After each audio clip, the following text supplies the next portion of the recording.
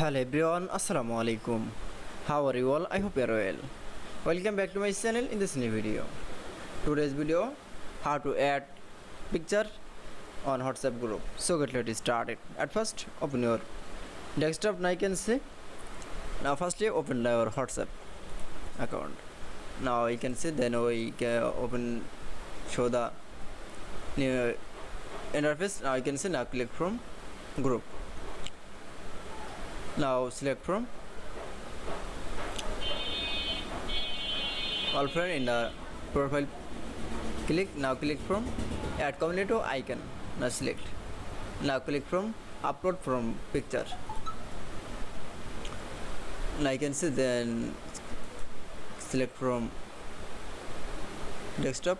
Now find your picture. Now select from picture. Now click from open option.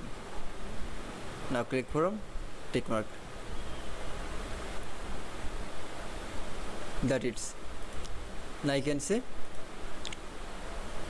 already add the profile picture in the WhatsApp group. I hope to enjoy the video. Please like, comment, share and subscribe my channel. Thanks for watching.